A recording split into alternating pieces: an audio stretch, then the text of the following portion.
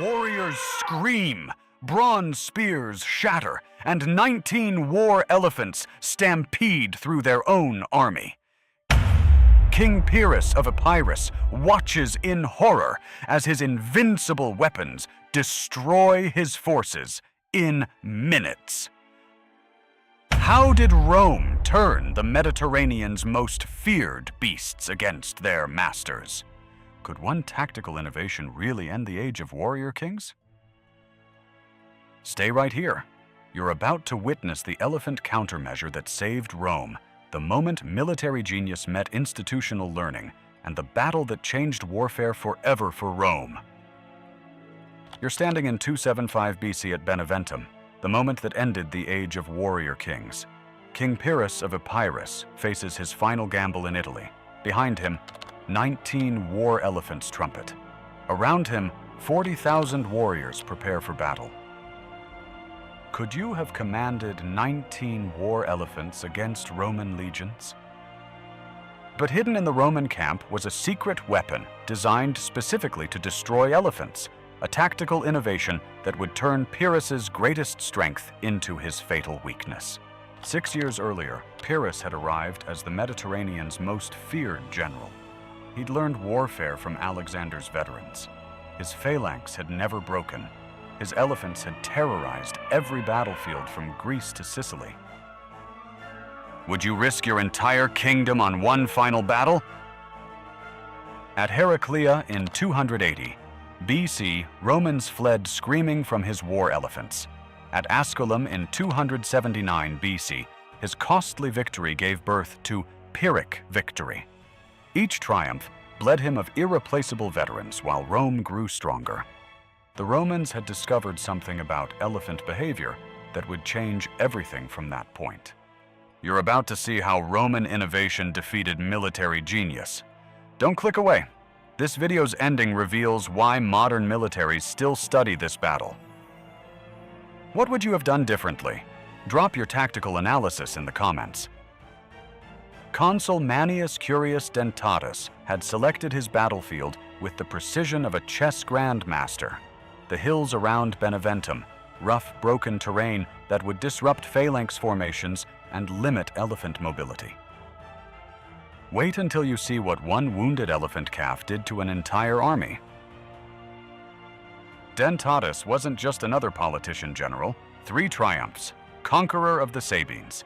He understood Pyrrhus's fatal flaw. The king's greatest strength was also his weakness.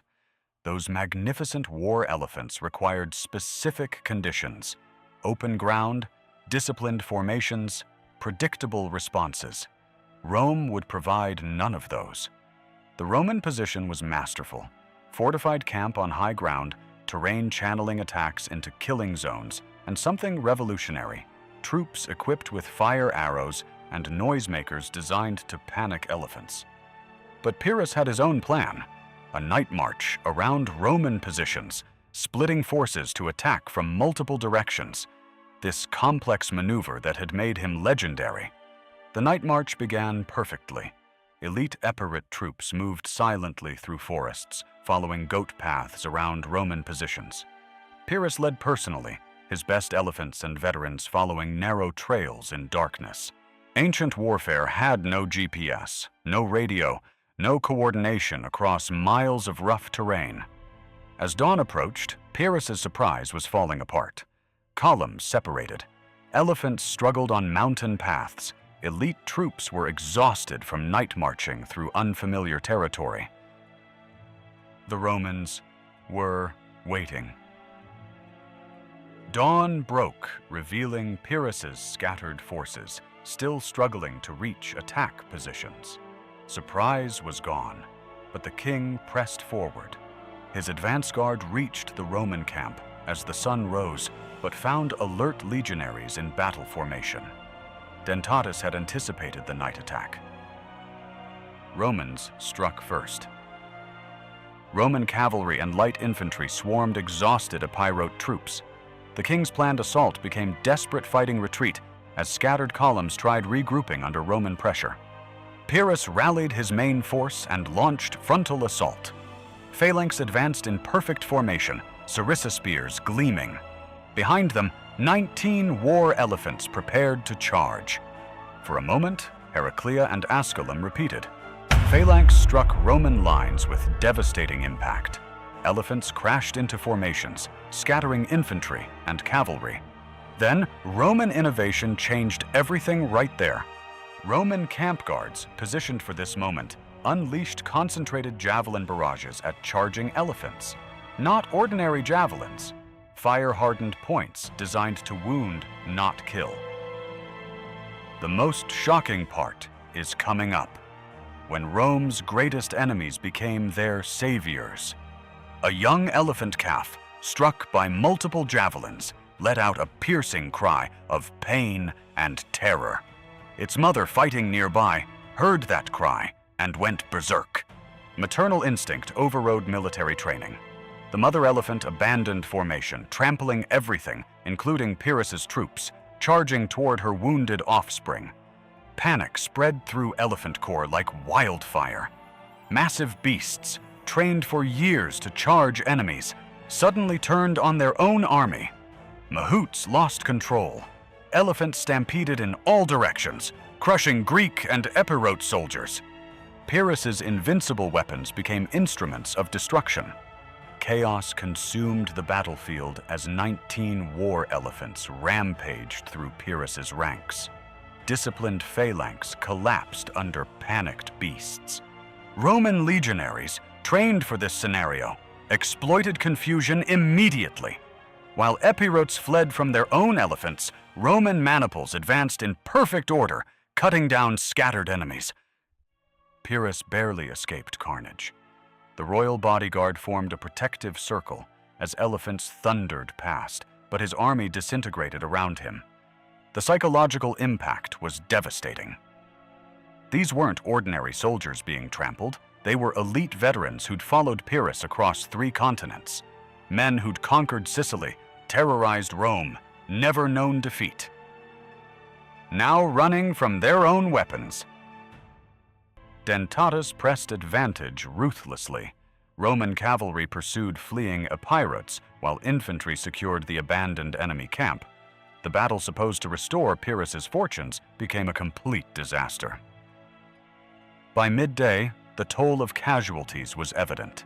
Pyrrhus lost thousands of irreplaceable veterans, most remaining elephants, an entire baggage train. Worse, his invincibility reputation was shattered. The king who never lost had finally met his match, not through superior tactics or braver soldiers, but through Roman continuous learning and tactical adaptation. Don't miss this ending.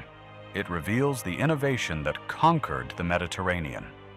As dust settled over Beneventum, Pyrrhus surveyed the wreckage of his Italian dreams. Of 40,000 men brought to battle, fewer than 8,000 remained combat effective. The king gathered surviving officers and made the decision echoing through history. He was abandoning Italy. After 6 years of campaigning, countless victories, enormous sacrifices, he admitted defeat. This wasn't just military retreat, it was the end of an era. Pyrrhus represented Alexander's tradition, warrior king leading from the front, seeking glory through personal prowess and tactical brilliance. Magnificent, charismatic, ultimately obsolete. Rome represented something new: institutional warfare. They didn't depend on individual genius or heroic leadership. They learned from every defeat, adapted to every enemy, improved with each campaign. Numbers tell the story. Pyrrhus won every major battle except the last, but each victory cost irreplaceable resources. Rome lost most engagements, but gained invaluable experience from each defeat. When Pyrrhus sailed from Tarentum in 275 BC, he left behind a transformed Mediterranean. Rome dominated Italy completely. No foreign power would successfully invade the peninsula for 500 years. The king made his way back to Greece, only to meet his end 2 years later during a street brawl in Argos, killed by a roof tile hurled by an elderly woman. The eagle who had soared over 3 continents was ultimately brought down by sheer chance in the cramped lanes of an unremarkable city. Rome turned their attention to Carthage, carrying lessons learned from Pyrrhus into the Punic Wars that made them the Mediterranean's masters. Beneventum taught Rome its most valuable lesson. Any enemy can be defeated if you're willing to learn from failure and adapt methods. This approach shaped Roman conquest for 5 centuries. Facing Germanic tribes, they mastered combat in dense forests. When challenged by Parthian horsemen, they innovated with different battle formations. Confronted with British chariots, they once again revised their tactics. Every enemy taught Rome something new. Every defeat made them stronger. Modern military academies still study Beneventum. This battle demonstrates how tactical innovation overcomes traditional advantages, how institutional continuous learning defeats individual brilliance, how psychological warfare turns enemy strengths into weaknesses. Elephant countermeasures developed for this battle influenced military thinking for centuries. When Hannibal brought elephants to Italy 40 years later, Roman soldiers knew exactly how to respond. But Beneventum's real legacy isn't tactical, it's strategic. Rome proved empires aren't built by heroes, but by institutions that learn, adapt, evolve. Pyrrhus demonstrated the dangers of relying solely on personal brilliance, while Rome exemplified the unmatched strength of learning together as a collective. Pyrrhic victory endures because it captures a fundamental truth. Winning battles means nothing if you lose the war. Tactical success is worthless without strategic vision. Today's special forces study Roman adaptation principles. Business schools teach the importance of learning from failure. Military historians analyze how Rome turned defeats into educational advantages. Beneventum ended the warrior king age and began an institutional warfare era. It proved the most dangerous enemy isn't one who never loses, it's one who learns from every defeat. Pyrrhus soared to great heights but suffered the steepest decline.